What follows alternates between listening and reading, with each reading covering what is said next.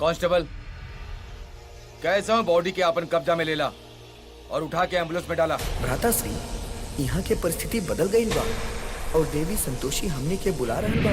हमने के शीघ्र उनकरा पास जाके यहाँ के परिस्थिति के बारे में परामर्श करे के चाहिए। क्यों क्यों हाथ में लगे, तो छोड़ दो हमरा प्लीज।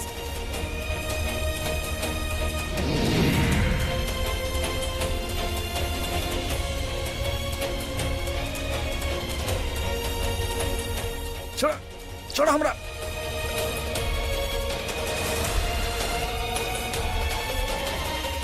इंस्पेक्टर साहब प्लीज प्लीज हमारी बीवी के छोड़ दियो के लेके मत जाए, प्लीज प्लीज इंस्पेक्टर साहब। ले चला।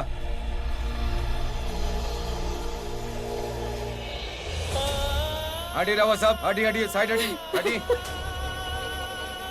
इंस्पेक्टर साहब प्लीज प्लीज प्लीज इंस्पेक्टर साहब समझे, प्लीज हमारी बीवी के मत ले जाए। एक्सक्यूज मी, प्लीज हटी रहुआ।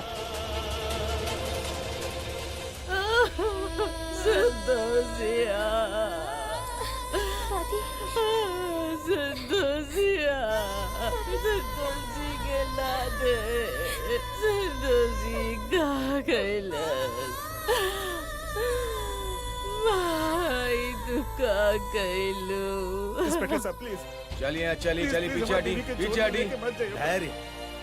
इंस्पेक्टर साहब प्लीज, इंस्पेक्टर साहब please excuse me please please. Inspector साहब हमारी बीवी के लेके मत जाए, प्लीज छोड़ दियो करा, कुछ देके बेलो कराओ, वो लौट के वापस आई, प्लीज बिलीव मी। देखी रहुआ खातिर हम जितना कर सकत रहे नहीं, हम कहीं नहीं। अब ऐसे ज्यादा हम ना कुछ कर सकत बानी। जल्दी करा तू लोग।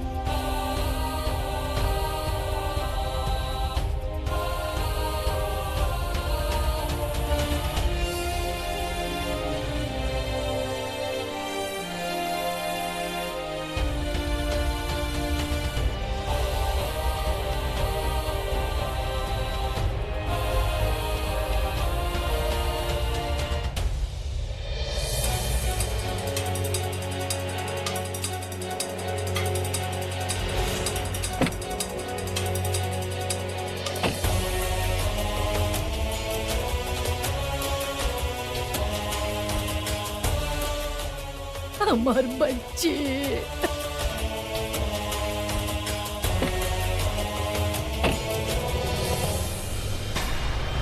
अरे रोका है के?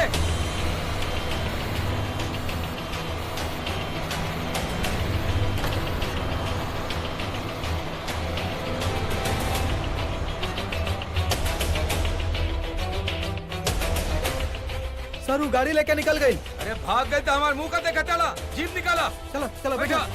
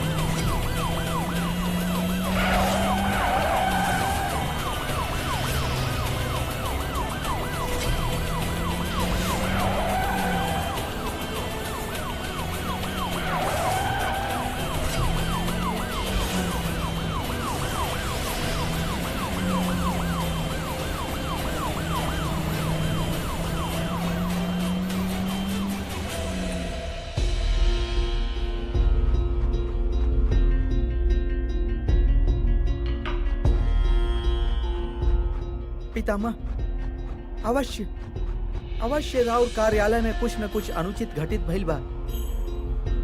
एक क्षण तक हमके कोनो सूत्र दिखाई नहीं के दे रहल पितामह, किंतु कहीं न कहीं अग्नि अवश्य लगल बा पितामह। देव ऋषि नारद, ये कक्ष में सब कुछ सुरक्षित बा और ये पंजिका अव्यवस्थित रखल बा। ये कोनो बड़ साक्ष्य नहीं खे। किंतु पितामह, हमार रउआ से विनती बा, कृपा करके कृपा करके जवन भी घटित भइल बा ओके अपन कमंडल के जल में देखी। काहे कि ऐसे पूर्व भी राउर अनुमति के बिना प्रवेश करे के धृष्टता दीमक राज कैले रहले, और हमके तो यह प्रतीत होखत बा कि यह धृष्टता आजो केहू कैले बा। आउर ताउर पितामह जौना आत्मविश्वास के साथे युवराज प्रबल पुत्री संतोषी के साथे विवाह करे के वार्ता करत रहले, हमके तो यह प्रतीत होखत बा कि एकरा पीछे भी कोनो न कोनो रहस्य अवश्य बा, जेके हमनी के खोजे के हो कि पितामह हमनी के।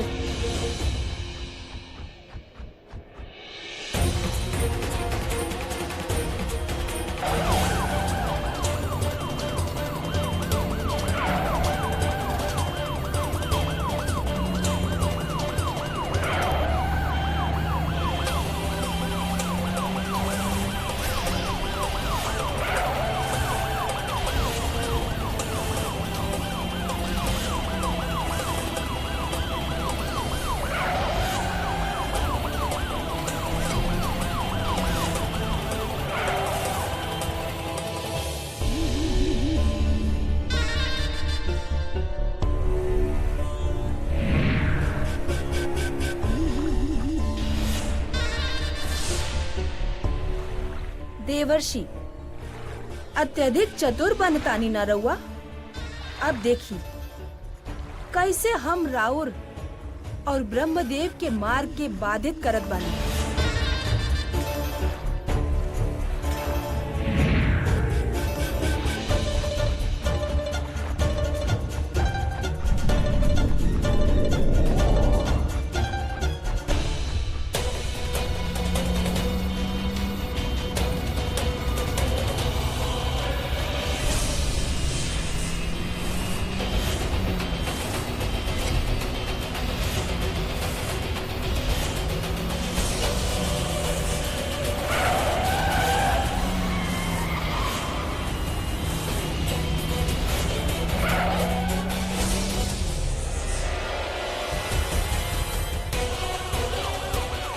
जल्दी निकले के ओके।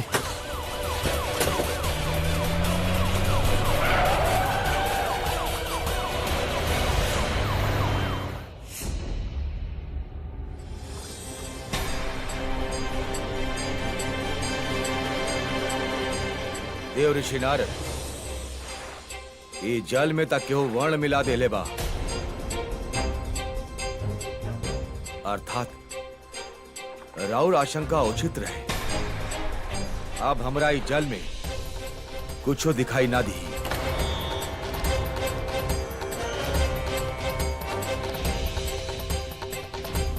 का भेल पितामह? देव ऋषि नारद, हम विचार करत बानी कि ऐसन कार्य करे के दुस्साहस के कर सकेला। पितामह, संपूर्ण देवलोक में रउआ विरुद्ध षड्यंत्र रचे के चेष्टा मात्र एके गो कर सकेली, और वो बड़ी देवी पौलमी। यदि ऐसन बा तो शीघ्र अतिशीघ्र आपातकालीन देव सभा के आयोजन कल जाए। जैसन राउर आज्ञा पितामह।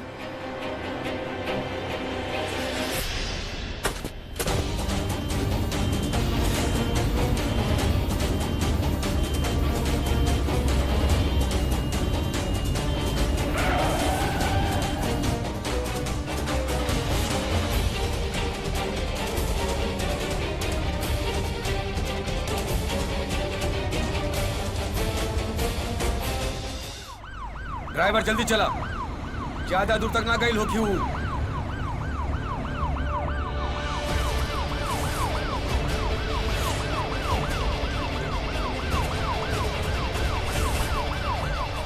रोका गाड़ी, रोका, 1 मिनट, गाड़ी रोका।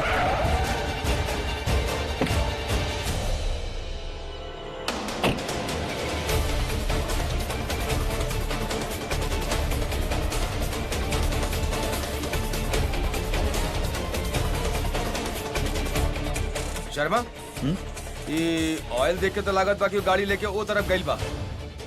चला वो तरफ चला, बैठा जल्दी।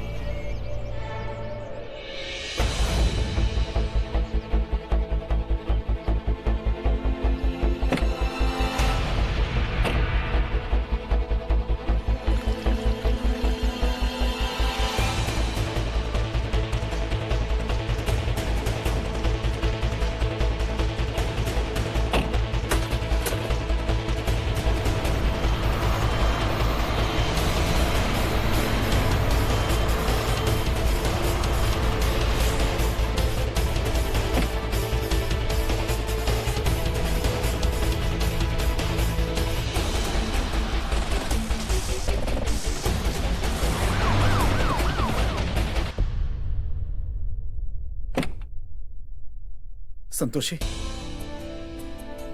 अगर आज भगवान भी रास्ते में आ जाइए ना, तो वो छीन ना पहियन तोहरा के हमसे।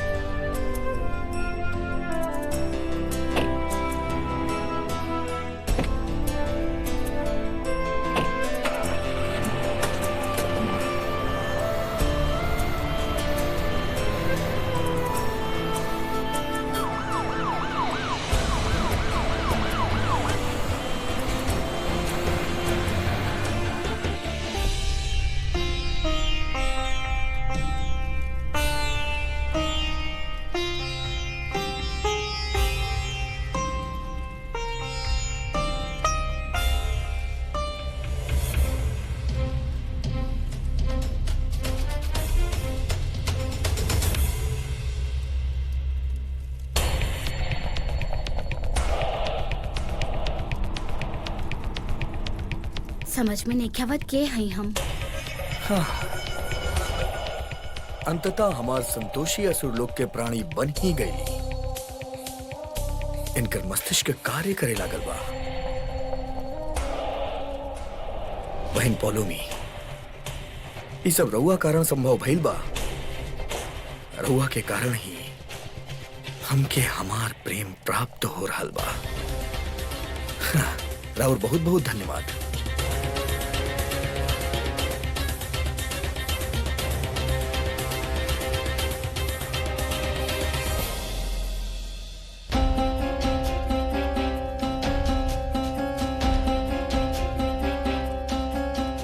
का भाई,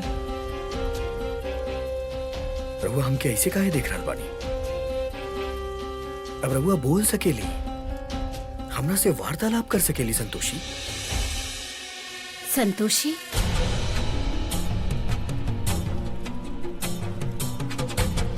रउआ के हैं? रउआ संतोषी हमरा और प्रेमी बनी और रउआ हमार प्रेमिका। हमनी के विवाह होके वाला बा और इस साम्राज्य जहां एक क्षण रउआ बानी ई राउर बा। रउआ विचार कर रहल बानी ना? विचार करे के आवश्यकता नहीं खे। रउआ केवल आपन प्रबल के प्रेम करत रही। धीरे धीरे रउआ के सब ज्ञात हो जाई। माधुरी, कहाँ बाड़ू भाई? माधुरी, बानी आई। ए माधुरी, एजा बैठ के सेब खात बाड़ू। आओ चला, संतोषी के घर जाके बाद। चला उठा। कौन जाए के बाद तू बैठा खा ले, बहुत मीठा बा। अरे ओकर राम नाम सत्य हो गइल बा। ऐसे जाए के बाद चला उठा। ई का बोले तानी? होश में तो बाड़ा? अरे हम होश में बानी और तू होश में नहीं को। ये का कहलू? अरे ध्यान से बात के समझा। हैं? यही मौका बस संतोषिया के असली रिश्तेदार बने के। हाय दैया, एजा हमार संतोषिया अपन जान दे चुकल बिया और तू हवा की अपन बड़बत्ती झाड़े में दिमाग लागल खराब बा। है तोहार? हैं? जे के जाए करेलू तो चल गई ना। अब तोरा शोक मनावे से वापस तो ना आ जाई हूँ। थोड़ा अकल से काम ले तो हमनी के तनी फायदा हो जाई। हाँ? जा कुछ कपड़ा वपड़ा बांधा, तैयारी करा। चला अच्छा। जा, कपड़ा वपड़ा बांधा। हाँ ठीक बा।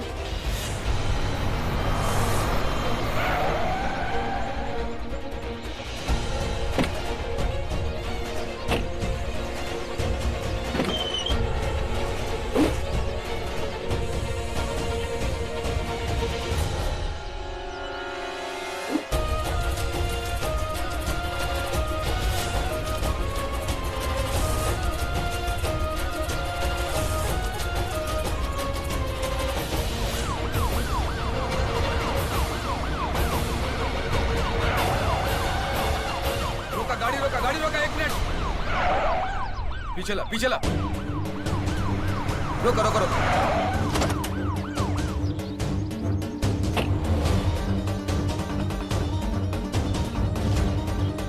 आगे देखा।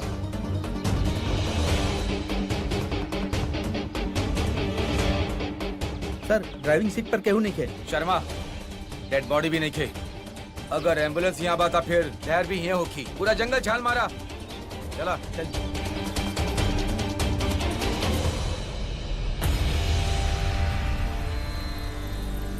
देवी पौलमी,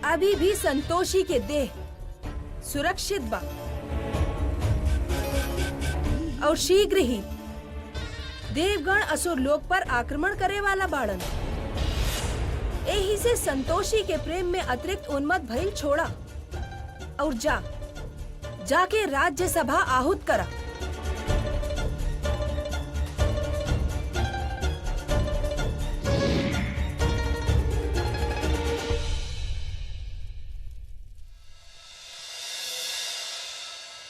बहन पोलोमी के तात्पर्य ई हा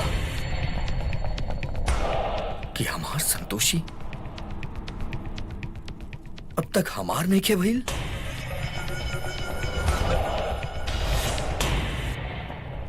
रउआ साहब के जरूर पता होगी कि रउआ लोग के बेटा अपन बीवी के डेड बॉडी लेके कहाँ भागल बा।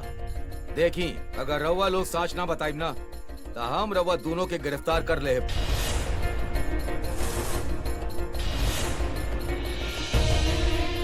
कर ले हमनी के गिरफ्तार, डाल दे हमनी के जेल में। अरे इंस्पेक्टर साहब, अब रउआ तनी सोची, सारा घर बिखरल बा, बुरा हालत हो गई बा हमनी के। जबकि संतोषी के हत्यारा खुलेआम आजाद घूम रहल बा। रउआ पोस्टमार्टम काहे करवावल चाहत बानी? काहे करावल चाहत बानी रउआ पोस्टमार्टम? संतोषी के हत्यारा के पता लगावे खातिर ना, तो हम रउआ के बतावत बानी कि हत्यारा के बा। प्रबल, प्रबल ओकर नाम बा। अब जाई और रिपोर्ट लिखी और अंदर करी ओके। जाइए इंस्पेक्टर साहब, जाइए, यही जगह ही खड़ा बानी। अरे हम ये सब के और हमारे बेटे के हमारे हाल पर छोड़ दी रहुआ। जाइए यहाँ से। संतोषी आई ना, बैठी।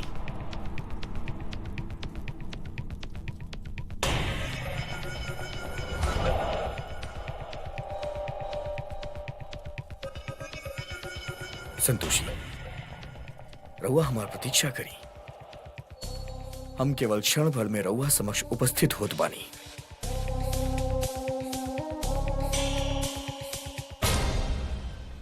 जय संतोषी माँ, जय संतोषी माँ, जय संतोषी माँ, जय संतोषी माँ, जय संतोषी माँ, जय संतोषी माँ, जय संतोषी माँ, जय संतोषी माँ, जय संतोषी माँ, जय संतोषी माँ, जय संतोषी माँ, जय संतोषी माँ, जय संतोषी माँ।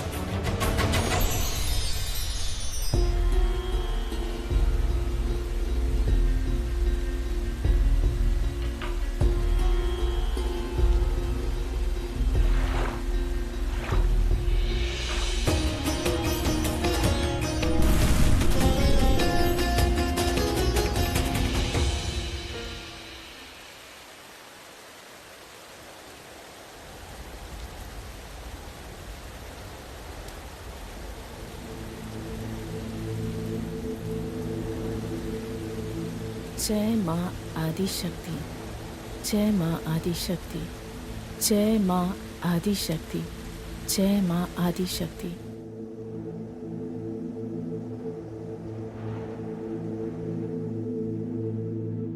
जय संतोषी माँ, जय संतोषी माँ, जय संतोषी माँ, जय संतोषी माँ। जय माँ आदि शक्ति, जय माँ आदि शक्ति। अरे हमार संतोषिया कहाँ चल गए बाबूजी? अरे हमनी तो संतोषिया के अंतिम दर्शन भी ना कर पाई। रहुआ लोग रोक ना सकत रहनी। हे भगवान, ई दिन हमके ही देखे के रहल का।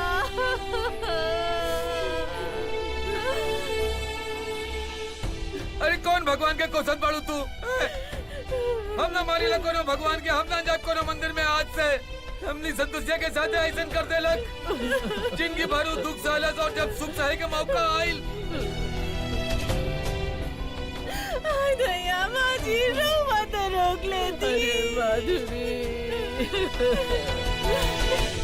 पता नहीं के जमाई बाबू संतोषिया के लेके कहाँ गए बाड़न। जमाई बाबू,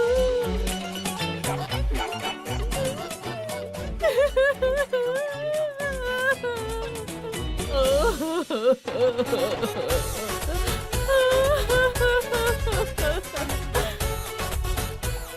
जमाई बाबू डेड बॉडी लेके काहे भाग गई हैं?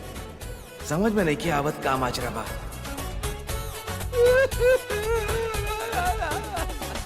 पुत्री पौलमी, तोहार बुद्धि बल असुर लोग के सदैव मान बढ़ौले बा। आज तोहरे कारण हम मुक्त हो पाइल बानी। तू ही देवी संतोषी के भक्त के प्राण हर के उनका पराजित कैलू। एह समय देवगण असुर लोग पर आक्रमण करे के तैयारी कर रहल बाड़े। यही से तोके ही अपन बुद्धि से कोनो रणनीति बनावे के होखी। असुर राज, देवता जे युद्ध के तैयारी करत बाड़े, ऊ हम होखे ही ना देहब।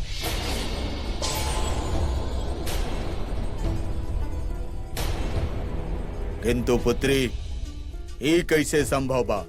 ये अवश्य संभव बा। यदि युद्ध के पूर्व हम संतोषी के आत्मा के संतोषी के देह के समेत देवता के सौंप दी, तो युद्ध टल सकेला। बहन पोलोमी, ई रउआ का कर रहल बानी? प्रबल कूटनीति के अंतर्गत हमके संतोषी के देह और ओकर आत्मा के वापस करही के होखी। तभी हम कूटनीति रणनीति जितना बनावे के बाद बनाई रउआ लोग, किंतु हम अपन प्रेम के बलि नहीं जी दे सकत, कदापि ना। ध्यान रहे पिताश्री और बहन पालोमी, हमरा जियते जी हमसे हमार प्रेम केहू ना छीन सकेला, केहू ना।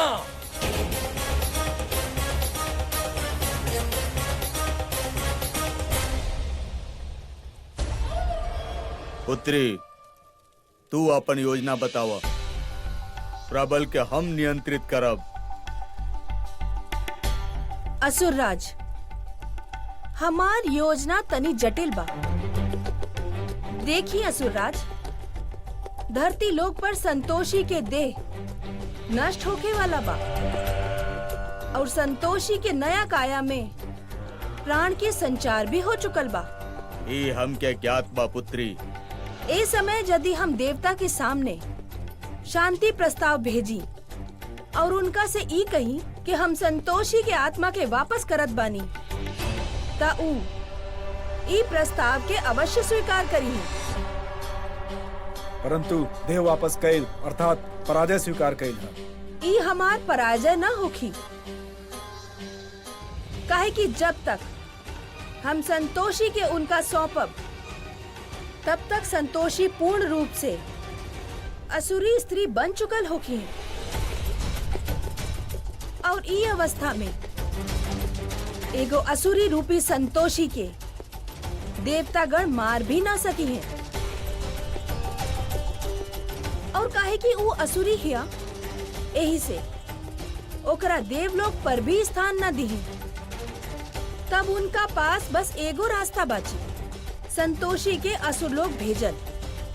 ए प्रकार हम अपन बुद्धि बल से विजय प्राप्त कर सकीला। काहे कि धरती लोक पर संतोषी के देह भी नष्ट हो चुकल होखी। योजना तो अच्छा जान पड़ा था, परंतु रउआ के निश्चित करे की होखी कि देवता हमनी पर आक्रमण ना करें। हमने देवता से युद्ध नहीं कल चाहत। हाँ, हमने अभी देवता से युद्ध करे के स्थिति में नहीं की। हम युद्ध के परिस्थिति ना उत्पन्न होके देव। रउआ निश्चिंत रही, अभी रउआ प्रस्थान कर सकीला।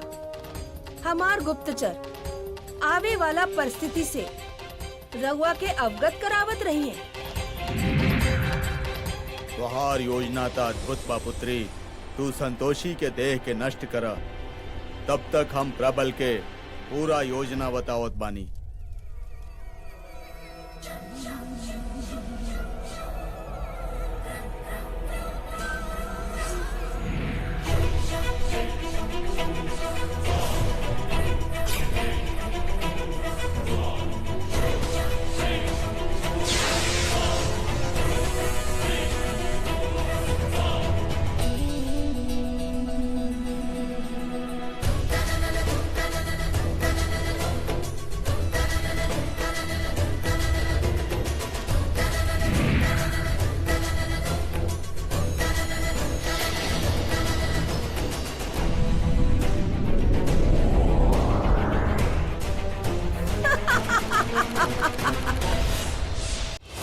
जय संतोषी माँ, जय संतोषी माँ, जय संतोषी माँ, जय संतोषी माँ, जय संतोषी माँ, जय संतोषी माँ।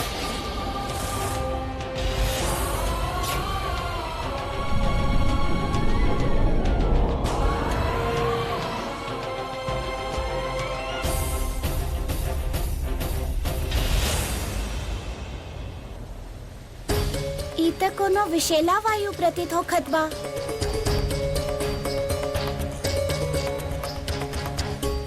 अश्विनी कुमार, देखी संतोषी के शरीर के कुछ घेरत बा। गौ माता, ये तो कोनो विषैली रासायनिक वायु बा। हमरो इहे अनुमान रहे। ई वायु तो मृत शरीर के पूर्णता नष्ट कर दी ही। रउआ बिल्कुल उचित कहनी। ई प्रकार के वायु से संतोषी के देह के रक्षा कईल असंभव बा। ई बात के सूचना हम माता के इस समय नहीं दे सकत, काहे कि माता भी ध्यान में बानी। जय माँ आदि शक्ति, जय माँ आदि शक्ति। माँ आदि शक्ति प्रकट होगी। अश्विनी कुमार, ई रासायनिक वायु से संतोषी के देह के बचावे के कोनो तो मार्ग होखी। मार्ग केवल उपचार में बा। और उपचार जीवित प्राणी के ही हो सकेला। मृत शरीर कौनो भी वस्तु या प्राणी से लड़े के क्षमता न रख सकेला।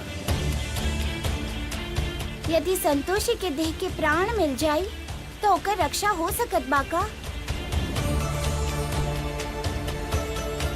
हाँ, प्राण मिले के पश्चात इनका बचावल संभव हो सकेला।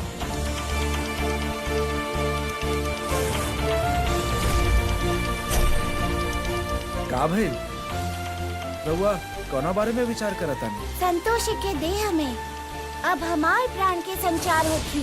संतोषी माता के जाप करे के कारण धैर्य के संतोषी माँ के आशीर्वाद प्राप्त बा। एही से ई वायु ओकरा कष्ट ही ना पहुँचाई।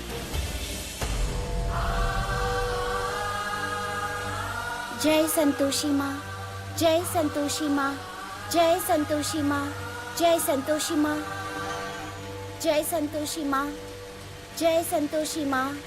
जय माँ आदि शक्ति, जय माँ आदि शक्ति। जय संतोषी माँ, जय संतोषी माँ, जय संतोषी माँ। जय संतोषी माँ, जय संतोषी माँ, जय संतोषी माँ, जय संतोषी माँ।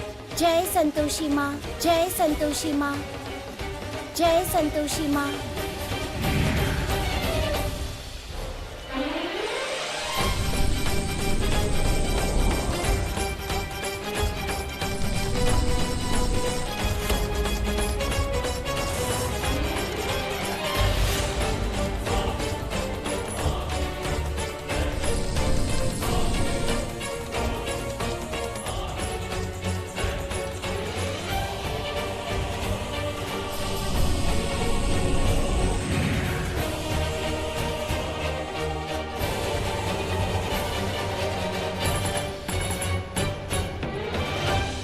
जे केहू संतोषी के देह में प्रवेश कइले बा, उ संतोषी के बचा सकेला।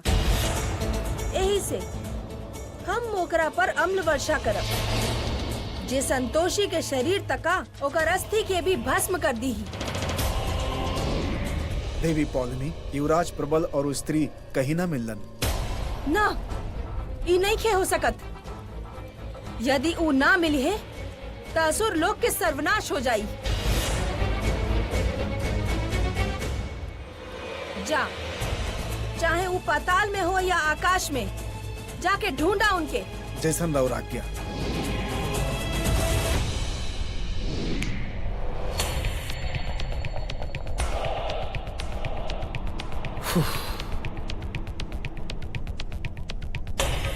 संतोषी, ये स्थान हमने के खातिर सुरक्षित बा। यहाँ केहू ना आ सकेला।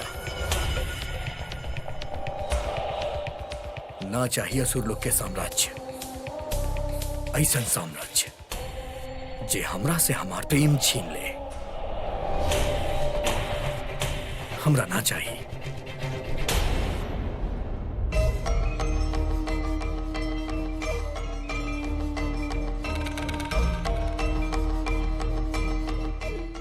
माधुरी, ये जौन संतोषिया के परिवार बना मिश्रा परिवार, अमीर वाला लोग बाड़े और ये लोग ना संतोषिया के भारी बड़ वाला बीमा होखेले ना वो जरूर करवैले हुई हैं। काहे ना इतना बड़ समंदर में एक आध लोटा हमनी के मिल जाए।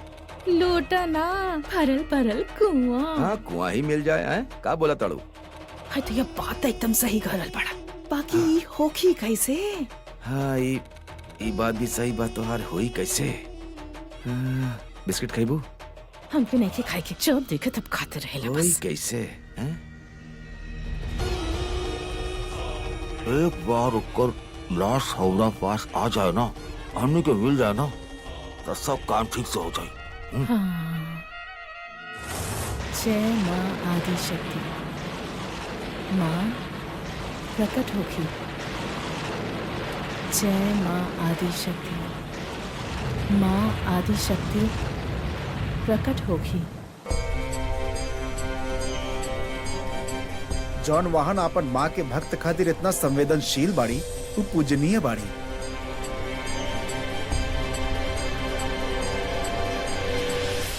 देवी पौलमी, युवराज प्रबल और स्त्री कहीं न मिलन। एक और संतोषी के देह में केहू के आत्मा आ गई बा और दोसर ओर संतोषी के आत्मा के लेकर प्रबल कहीं लुप्त हो गई बा।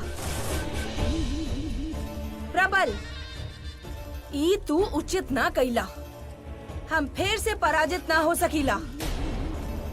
जा और जाके ज्ञात करा कि संतोषी के देह के बचैले बा। जैसन और आज्ञा। जय संतोषी माँ, जय संतोषी माँ, जय संतोषी माँ, जय संतोषी माँ, जय संतोषी माँ, जय संतोषी माँ, जय संतोषी माँ, जय संतोषी माँ।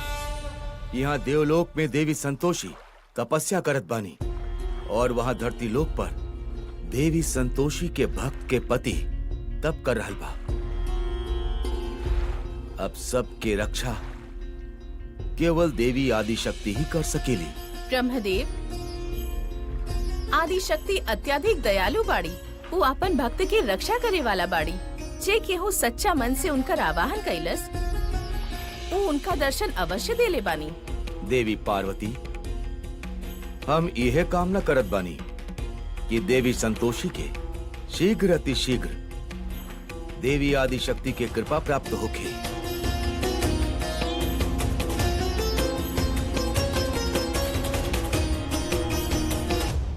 क्रोधित मत हो का पुत्री, हमके ज्ञात हो गइल बा कि संतोषी के देह में केकर आत्मा प्रवेश कर ले बा।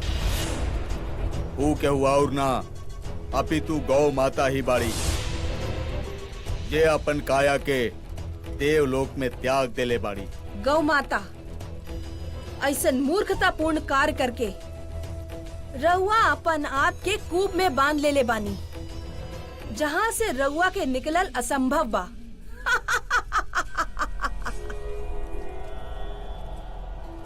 लाल पिपीलिका के वध होखे के बाद ओकर रानी असुर लोक में शरण ले रहल।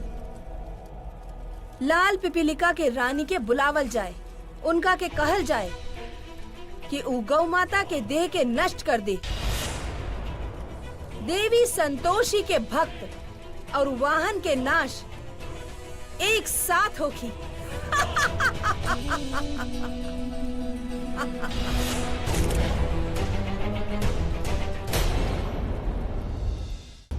क्रोधित मत हो का पुत्री, हमके ज्ञात हो गइल बा कि संतोषी के देह में केकर आत्मा प्रवेश कर ले बा। ऊ के हुआ और ना, अपितु गौ माता ही बाड़ी, ये अपन काया के देवलोक में त्याग देले बाड़ी। गौ माता ऐसन मूर्खतापूर्ण कार्य करके रउआ अपन आप के कूप में बांध लेले बानी, जहाँ से रउआ के निकलल असंभव बा।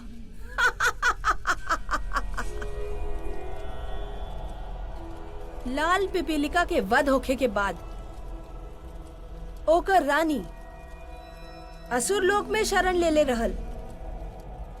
लाल पिपीलिका के रानी के बुलावल जाए, उनका के कहल जाए कि उ गौ माता के देह के नष्ट कर दे। देवी संतोषी के भक्त और वाहन के नाश एक साथ होखी।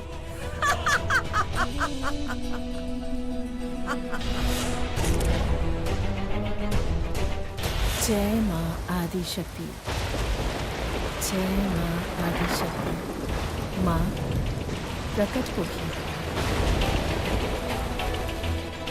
जंगल के कोना कोना छान मारे के बा। बिल्कुल सर। बच के जाए के ना चाहिए। हम क्या लगत बा होखे ना होखे वो ही कहीं बा।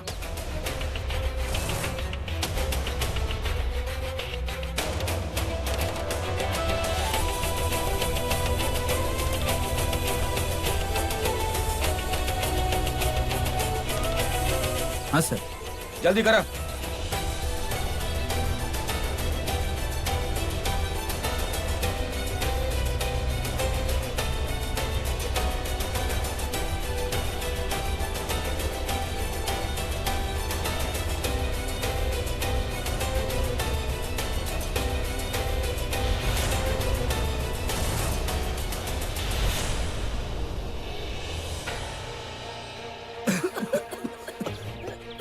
अजीब गैस बा। यहाँ से तो जहरीला गैस आ रहा बा। यहाँ डेड बॉडी के लेके कैसे आ गई सर?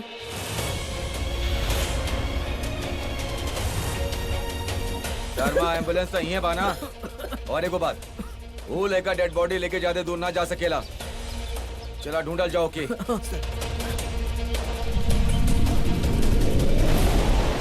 जय माँ आदि शक्ति, जय माँ आदि शक्ति, जय माँ आदि शक्ति, जय माँ आदि शक्ति, जय माँ आदि शक्ति।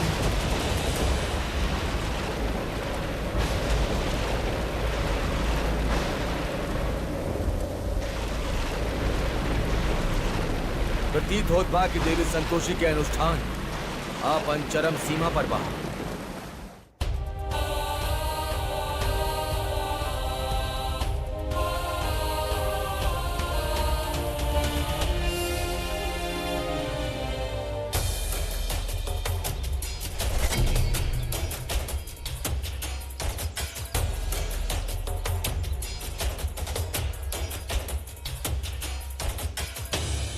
अरे भैया का लगा रख ले बड़ा। हम क्या आवे ता दे यार। अरे जरूरी काम बा। हम ऐसे नहीं आई ला। अरे एक रहुआ मिनट, बिना। एक मिनट।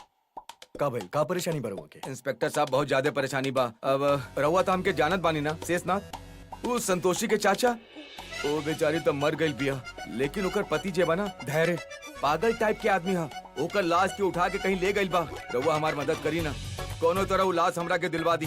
ओकर पोस्टमार्टम करा के हम दाह संस्कार वगैरह करवाई तनी सा हमार मदद कर दी बस। हाँ देखी ये केस के हमार टीम के सबसे काबिल इंस्पेक्टर देख रहा बड़े।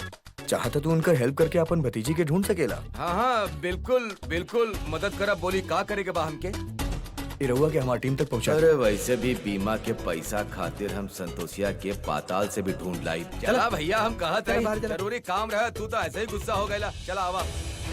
देवी संतोषी के तप संपूर्ण देवलोक में गूंज रहल बा। ज्ञात नहीं के हो पा रहा कि कब आदि शक्ति देवी संतोषी से प्रसन्न होके उनके दर्शन दी।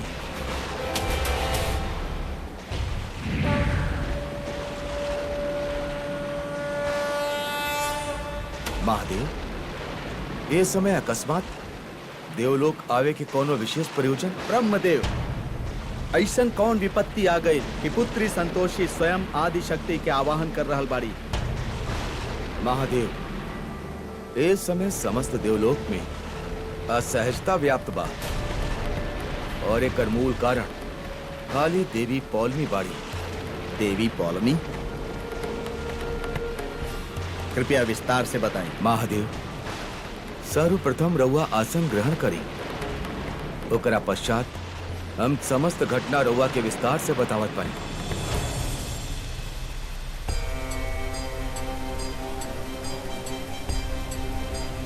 गौ माता के आत्मा के गईल अत्यधिक समय हो गईल बा। हम आशा करत बानी कि धरती लोक पर सब ठीक होके। गौमाता के देह तो देवलोक में सुरक्षित रही, परंतु संतोषी के देह के हानि ना पहुँचे ऐसे हमनी के ध्यान करे के चाहिए, ताकि हमनी संतोषी के सहायता खातिर तत्पर रह सकी।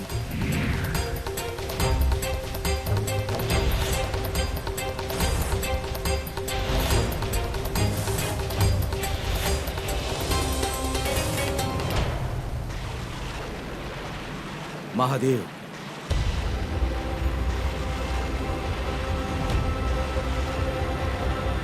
प्रबल के मणि धरती लोक पर कहीं खो गईल बा और ओकर बिना उ शक्तिहीन हो गईल बा और बिना शक्ति के असुर लोक में ओकरा से ओकर युवराज के अधिकार छिना गईल बा। यही से वो धरती लोक गईल बा ताकि मणि के साथे साथे आपन अधिकार के भी प्राप्त कर सके।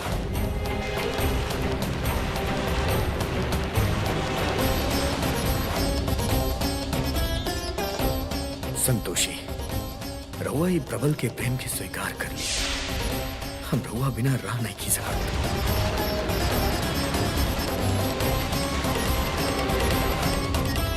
हमरा क्षमा कर दी संतोषी, ये पीड़ा क्षणिक भर के बा।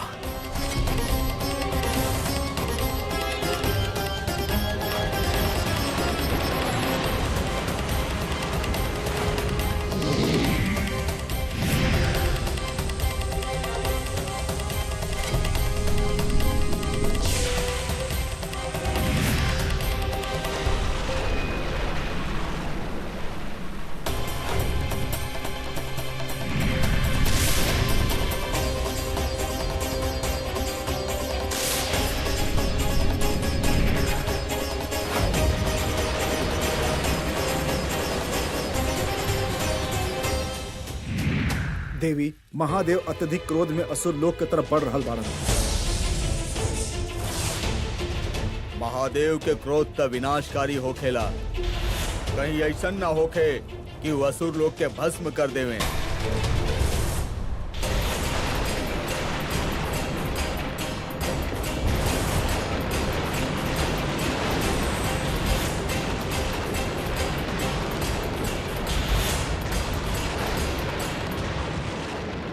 पुत्री, जटाधारी के क्रोध से बचल असंभव बा। वो अवश्य ही हमनी के विनाश करे आ रहल बाड़े। असुरदूत, सर्वप्रथम ई बतावा, प्रबल के बारे में कुछ ज्ञात भइल? हर संभव प्रयास करने के बाद भी कुछ ज्ञात नहीं खे भइल। प्रबल के अनुपस्थिति में देवलोक से युद्ध करे के कोनो अर्थ ही नहीं खे। असुरराज, ए विकट परिस्थिति से निकले के हमरा पास खाली एक के मार्ग बा। कवन मार्ग बा पुत्री? महादेव के शरण में गईल।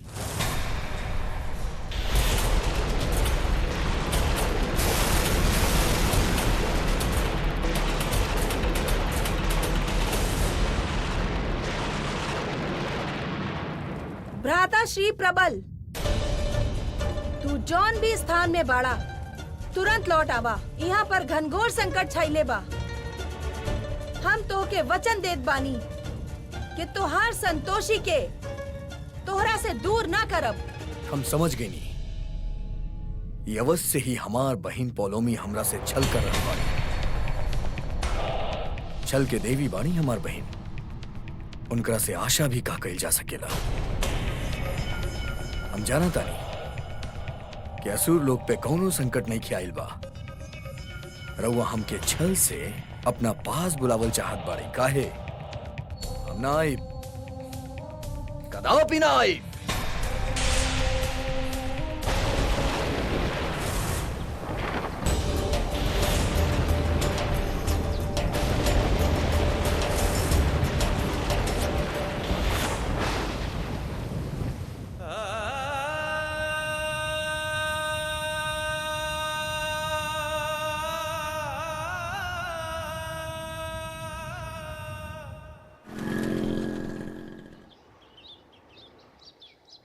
नमस्कार इंस्पेक्टर साहब। जय हिंद सर। ई शेषनाथ जी बड़े, संतोषी के चाचा जी। हाँ, हम आपन इंट्रोडक्शन खुद दे दे भैया। ऐसन बाकी जमाई बाबू मतलब धैर्य बाबू जे बाड़े वो हमार जमाई लागेले। हम उनके दिमाग के अच्छा से जाने नहीं। हमके इहो पता बा कि उस संतोषी के लाश के कहाँ ले गए होखिए। और मदद करे आयल बानी हम। Very good. हाँ, तो चली हमके लागत बा कि उ जंगल के ऊ तरफ गए लुकी। हाँ, यहाँ से रास्ता बा, हम रवा के लिए चलत बानी। आई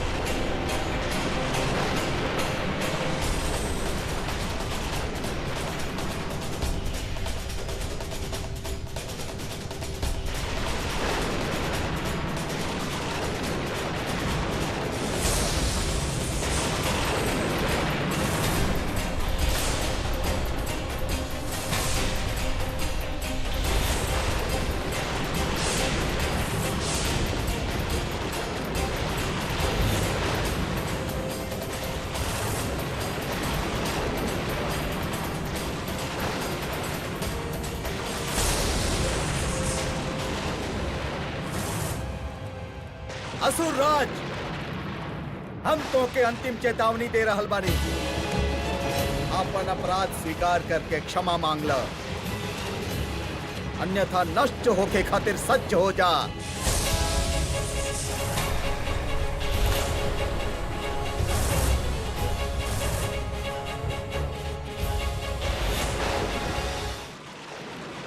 पुत्री का करी, महादेव के प्रचंड क्रोध से अब असुर लोक ना बची।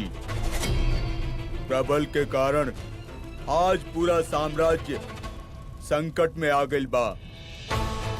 ऐसन को पुत्र केहू के ना मिले। असुरराज, महादेव के क्रोध से अब खाली महादेव ही बचा सकेले। हमनी पास उनकर शरण में जाए के अलावा और कोनो मार्ग नहीं है।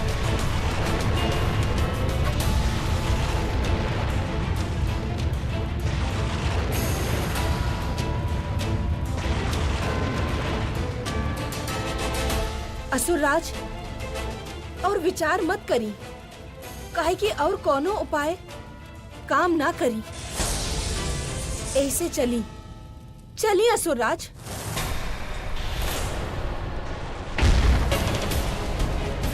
असुरराज, भीतर का कर रहल बाड़ा?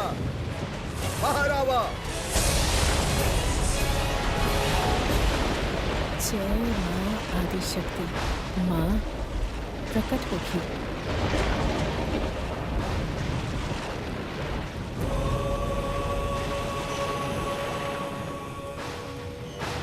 महादेव के क्रोध विकट हो गई बा।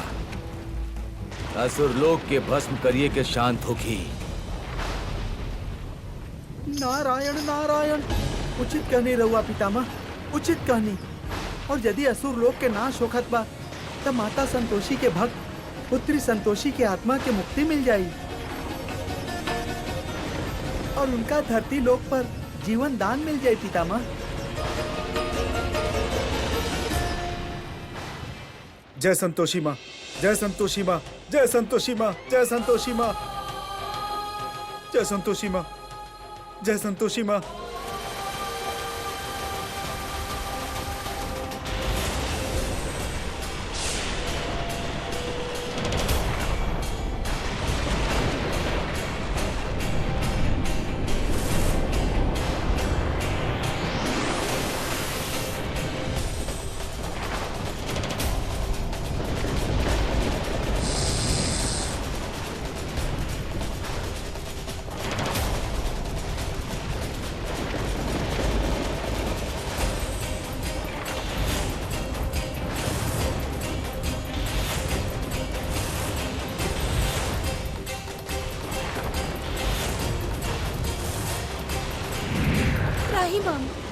त्राहिमाम, हमनी के क्षमा कर दी महादेव। हमनी के अपन शरण में ले ली ही। कृपा करके अपन क्रोध के शांत करी कैलाशनाथ। हम रउआ से विनती करत बानी महादेव, जे कुछ भी भई ओमे हमार कोनो चूक नहीं है। अपितु हम तो युवराज प्रबल के समझावे के प्रयास करत रहनी। सत्य कराल बाड़ी पुत्री पौलमी। महादेव, हम तो ब्रह्मदेव के स्पष्ट पत्र भर के देले बानी, हम उनका से छल कैसे कर सकत बानी? रहुआ विश्वास करी, किंतु हमार पुत्र केहू के नहीं खे सुन रहल। ओही के कारण देवी संतोषी के भक्त के आत्मा के देवे में इतना विलंब भइल बा। महादेव, हमार भाई कहीं लुप्त हो गईल बा और ओकर ढूंढे खातिर हमार सब प्रयास असफल रहल। किंतु हम रउआ के वचन देत बानी, शीघ्र अतिशीघ्र ओके ढूंढ के हम राउर चरण में रख दे। रउआ दया के सागर बानी भोलेनाथ, यही से हमने के उ भूल के दंड मत दी जे हम कैले ही नहीं की।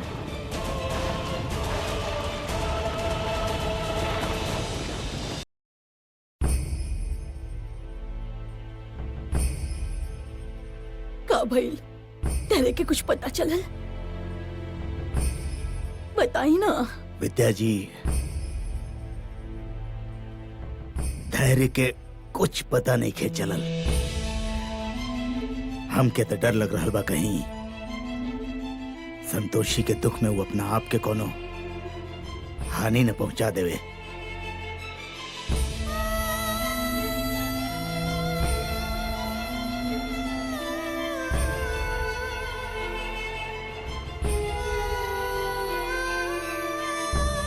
जय संतोषी माँ, जय संतोषी माँ, जय संतोषी माँ, जय संतोषी माँ। हे माँ, हमार बच्चा के रक्षा करी। अपन बहू के तो हम खो देले बानी, अब अपन बेटा के खोए के गम हमने ना सह पाई। जय माँ आदिशक्ति, जय माँ आदिशक्ति, जय माँ आदिशक्ति। विद्या जी, तू चिंता मत करा। देखा, सब कुछ ऊपर वाला के हाथ में बा।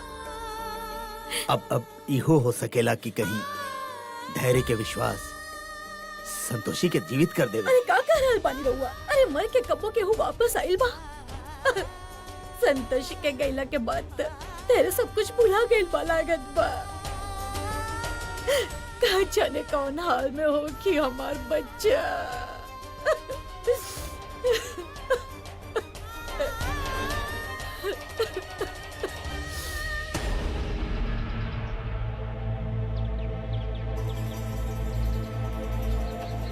शेषनाथ जी, हाँ, हमने पहले ही पूरा जंगल छान मरले बानी, लेकिन कोनो फायदा ना भाई।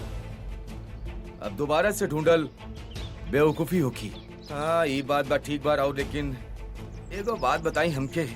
रउआ वो गुफा में देखनी है का जो उन तरफ जंगल के पीछे बा? हाँ, हमने हुआ भी देखनी। बाकी वहाँ जहरीला गैस के सिवाय कुछ न रहे। लेकिन होके ना होके इंस्पेक्टर साहब, धैर्य बाबू उन्हें गई होखी।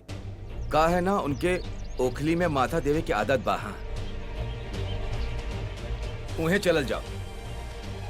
एक बार और देखल जाओ। हाँ, मोहम्मद, तू एगो काम करा, जीप और एम्बुलेंस लेके आवा।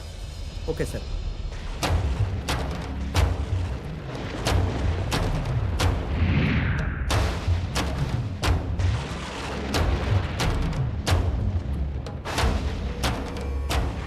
परंतु पुत्री संतोषी के भक्त संतोषी के असुर लोक ले आवे के अपराध तक तोहनी दोनों कैले ही बाड़ा।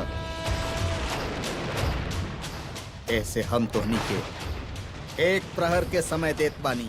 एक प्रहर पूरा होखे से पूर्व प्रबल के हमरा समक्ष प्रस्तुत कर। परंतु स्मरण रहे, यदि हमार आज्ञा के अवहेलना भइल तो यह बार क्षमा खातिर कोनो स्थान ना होगी। अवश्य महादेव, हमने राउर आज्ञा के पालन करब।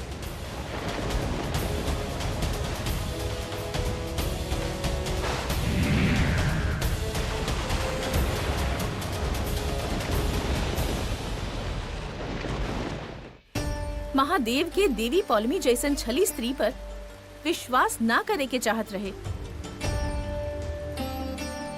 ऊ और असुरराज स्वयं के विजयी बनावे खातिर कौनो सीमा तक जा सकेले। देवी पार्वती, इहे त देवन के देव महादेव के महानता हा कि उस शत्रु के भी क्षमा कर देवेले। रहल बात छल के त देवी पौलमी और सुरराज के ही भली भांति ज्ञात बा कि महादेव से असत्य कहे के परिणाम कितना घातक सिद्ध हो सकेला। यही से रउआ व्याकुल मत होगी, उस संतोषी के आत्मा के अवश्य मुक्त करिए। देवी पौलमी महादेव के क्रोध से ता बच गईली, किंतु देवी पौलमी के देव न्यायालय के सामना अवश्य करे के होगी।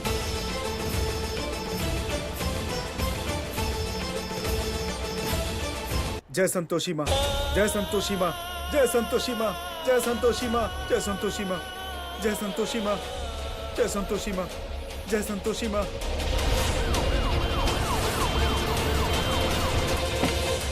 हाँ इंस्पेक्टर साहब, आई आई आई, ये रहेला।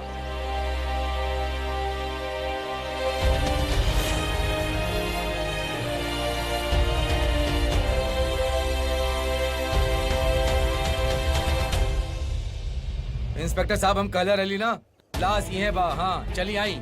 1 मिनट सर, 1 मिनट 1 मिनट।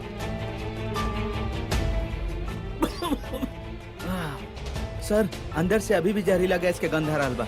हाँ, और ऐसे में अंदर गनी था, शायद सांस भी ना ले पाई। बिल्कुल सर। लेकिन इंस्पेक्टर साहब, लाश हासिल करे के बाद अंदर तो जाही के पड़ी ना, लाश खुद चल के तो ना आई ना। रवा एगो काम करी है, रही सुरक्षित, हम अंदर से होके आवत बानी है। ठीक है, रवा देख के आई। अरे डरपोक, डरपोक ससुर।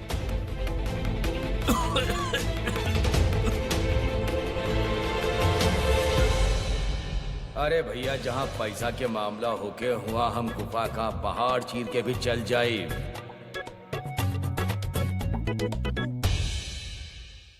पुत्री, तू महादेव के वचन देले बाड़ू कि प्रबल के उनके सौंपबो, किंतु प्रबल के तो कुछ पता नहीं के चल रहल।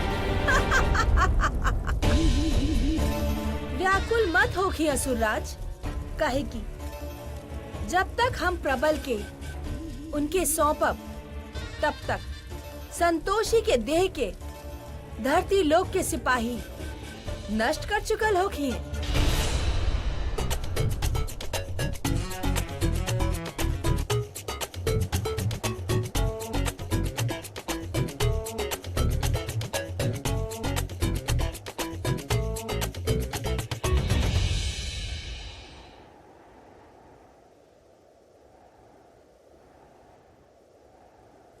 इहे ना, कुछ समय पश्चात गौ माता के देह भी ना बाची।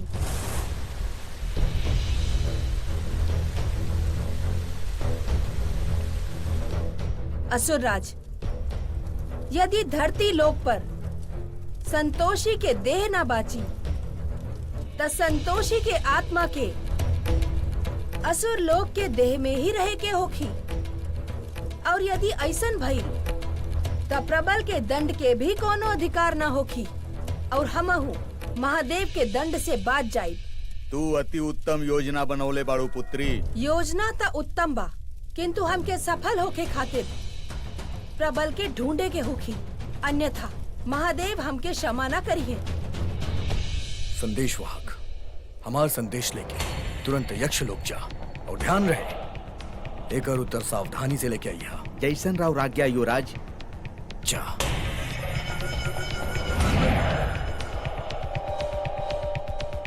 संतोषी, रउआ के कौनो प्रकार की चिंता करे की आवश्यकता नहीं खे, काहे कि हम अपन प्रेम खातिर एगो मार्ग ऐसल निकलले बानी जे रास्ता में आए वाला हर बाधा के समाप्त कर दी।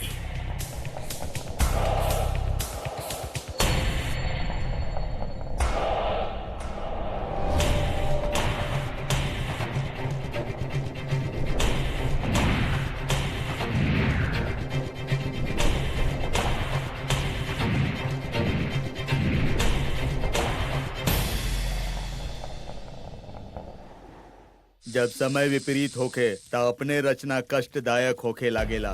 तोहरा द्वारा भेजल विषैला वायु के कारण ही धरती लोक के सिपाही अब तक देवी संतोषी के भक्त के नईखन ढूंढ पइले, अन्यथा अब तक तो ओकर नाश हो चुकल होखी।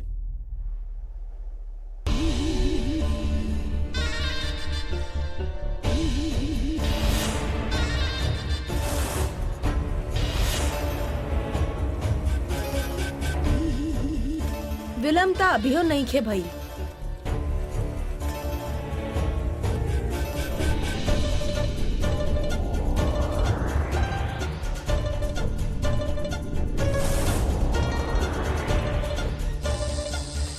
ई मनुष्य अब हमार कार्य कर दी। अब समय अगला चाल चले के बा, जेकरा खातिर हमके देव सभा जाए के होखी। पुत्री, ओहुआ प्रबल के बिना गईल अत्यधिक संकटपूर्ण होखी। संकट के सुअवसर में परिवर्तित कईल त देवी पौलमी के कौशल हा।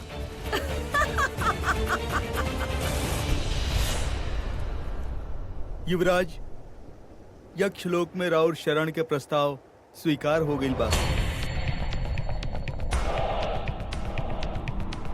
रउआ जा सके नहीं। संतोषी, आई रउआ और हम यक्षलोक चल जाओ। वहां ना तो हमार बहन हमरा के रुकी है और ना ही हमार पिताश्री।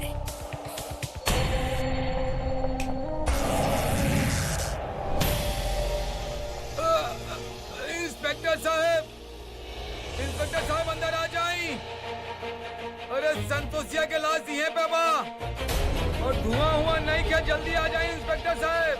धैर्य बाबू यहीं पे बड़े। इंस्पेक्टर साहब जल्दी आई।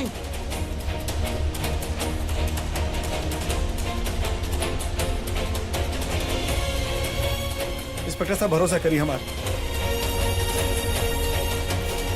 हमके संतोषी माँ पर पूरा विश्वास बा।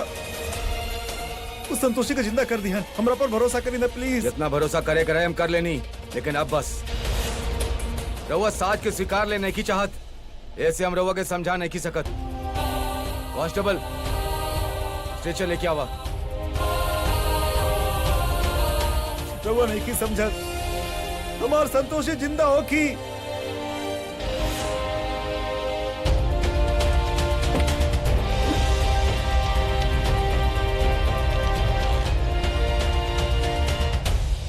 हमारे संतोषी के मत ले जाए, छोड़ दी प्लीज।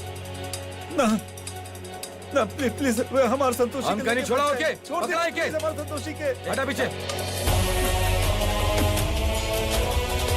प्लीज हमारे संतोषी को छोड़ दिया। हम कितना बार कहता नहीं, रहुआ समझत नहीं की। जल्दी करा।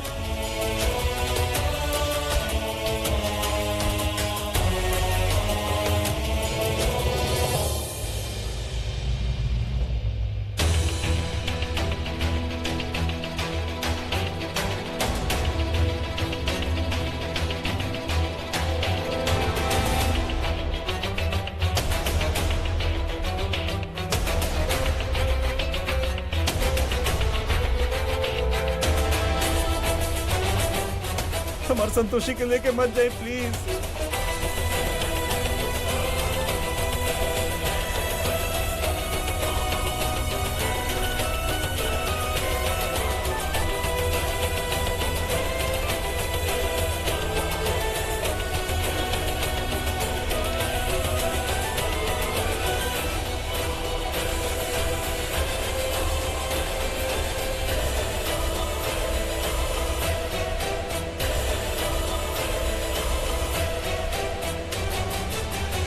इंस्पेक्टर साहब, ये रहुआ ठीक ना करी। संतोषी बा, संतोषी हमरा के छोड़ के जाता नहीं। रहुआ कुछ ना कहनी।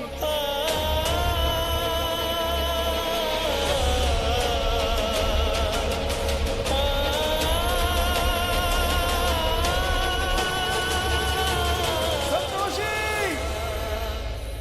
जय माँ आदिशक्ति, जय माँ आदिशक्ति। माँ आदिशक्ति प्रकट होगी। प्रणाम ब्रह्मदेव। ब्रह्मदेव, हम राउर शपथ तोड़े के अपराधी बानी, ऐसे कृपा करके हमके क्षमा कर दी। रउआ जौन कार्यभार हमके सौंपले रहनी हम ओके पूरा ना कर पैनी काहे कि हमार पुत्र देवी संतोषी के भक्त के लेके कहीं अदृश्य हो गइल बा। विश्वास करी पितामह, जवन कुछ भी भइल ओकर हमके तनिक भर भी भान ना रहल। यदि रउआ चाही तो हमके दंड दे सकत बानी।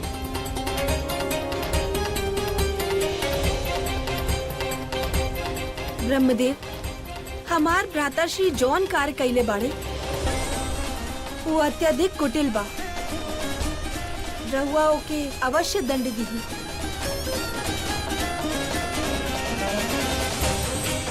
सत्य कही त ई संपूर्ण प्रकरण में हमार कोनो भूमिका नहीं खे। हम तो ओके समझावे के भी प्रयत्न करत रही, किंतु वो में भी असफल रहनी। देवी पौलमी, मिथ्या के भी एगो सीमा होखेला, किंतु प्रतीत होखत बा रउआ समस्त सीमा तोड़े के शपथ ले रख ले बानी। यदि राउर कथन सत्य बा त रउआ देवी संतोषी के भक्त संतोषी के असुर देह काहे प्रदान कईनी?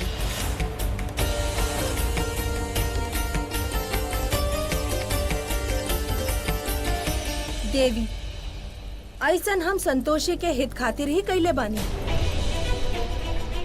यदि हम ऐसा ना करती त युवराज प्रबल संतोषी के आत्मा के कौनो और देह में स्थानांतरित कर देते। ओकरा पश्चात संतोषी के आत्मा के प्राप्त कईल असंभव हो जाये।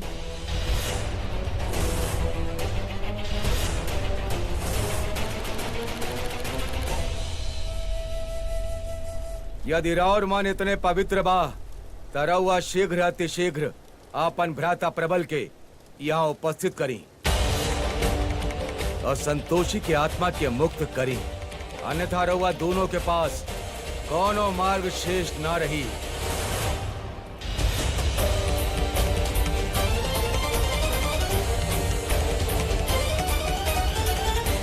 अवश्य प्रजापति।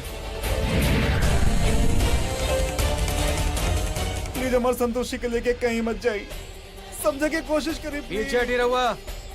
इंस्पेक्टर साहब, लावा भैया, जल्दी लावा। अरे चला भैया।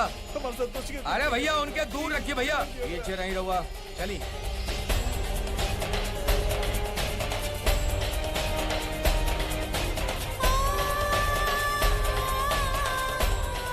पीछे कराए के। इंस्पेक्टर चला। साहब, हम बार बार कहता नहीं होकरा के लेके बच जाइए।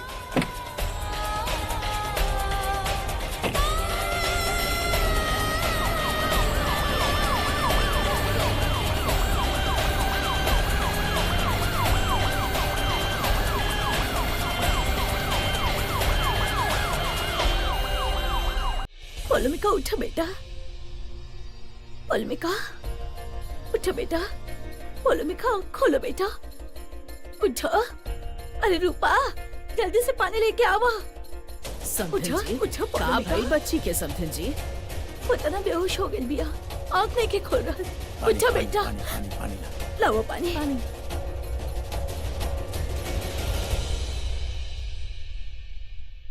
उठो पोलमिका। हाँ, हम क्या दी? रउआ लोग हमार तब भंग काहे कर देनी? हम अपन माँ के पुकारत रहनी ना। अब संतोषी आंटी वापस कैसे आई है? अरे बेटी,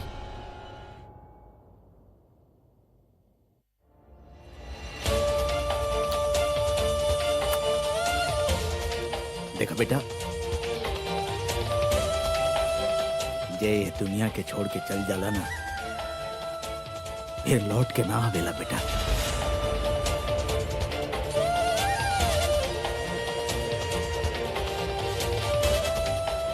जे ये दुनिया के छोड़ के चल जाला ना, फिर लौट के ना आवेला बेटा, लौट के ना आवेला।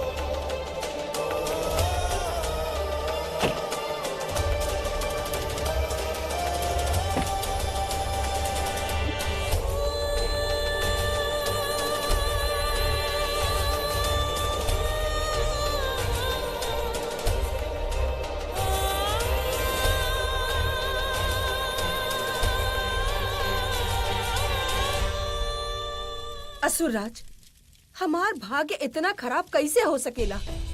सदैव सफलता के इतना निकट पहुँच के भी हम सफलता के प्राप्त काहे नहीं की कर सकत? हम प्रबल खातिर इतना सफल योजना बनैले रही जैसे ओके ओकर प्रेम भी मिल जाइत और हमके विजय प्राप्त हो जाइत, किंतु वो अदृश्य होके हमार समस्त प्रयास के निष्क्रिय बना देलस।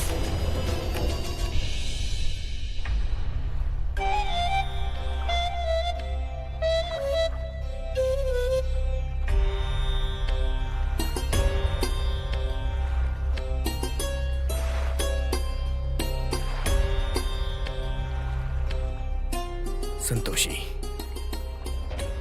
अब रउआ हमार हो चुकल बानी। पता बा,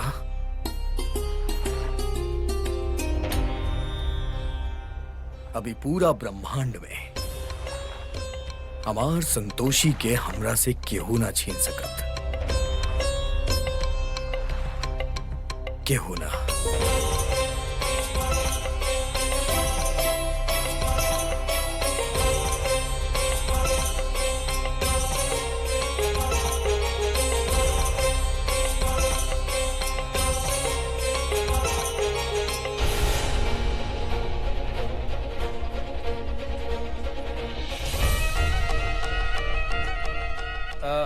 इंस्पेक्टर साहब, हम तनी घर वालन के खबर कर देत बानी है। रउआ पोस्टमार्टम की रिपोर्ट फोन पर बता देब हमके। ठीक बा। हाँ, Ram Ram. Thank you. Postmortem की तैयारी कर। ओके सर। ठीक बा। इंस्पेक्टर साहब, रउआ लोग यहीं में रुकी, हम आवत बनी अभी। प्लीज डॉक्टर साहब, प्लीज हमारे संतोषी के पोस्टमार्टम मत करिए प्लीज।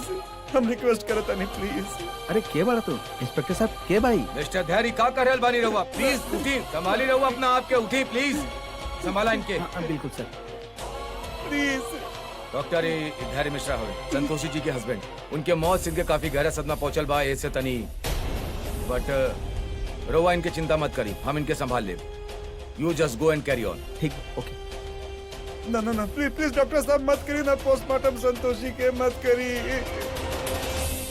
जय मां आदिशक्ति, जय मां आदिशक्ति, जय मां आदिशक्ति। मां प्रकट होखी, मां आदिशक्ति प्रकट होखी।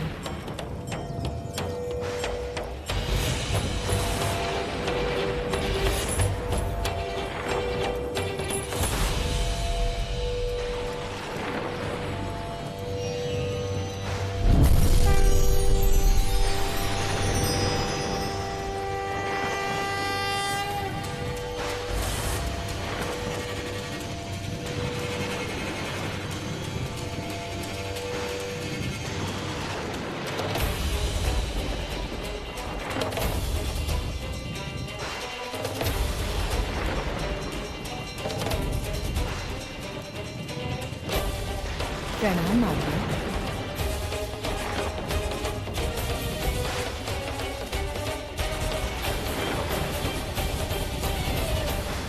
देवी संतोषी, हम राउर तप से अत्यधिक प्रसन्न भइनी। राउर तप समस्त देवी देवता खातिर एगो आदर्श बा, काहे कि रउआ आपन एगो भक्त खातिर इतना कठोर तपस्या कईनी। हम रउआ के अमोघ अस्त्र प्रदान करत बानी, जेकरा द्वारा रउआ संसार में सत्य, दया, प्रेम आदि भाव की रक्षा कर सकब।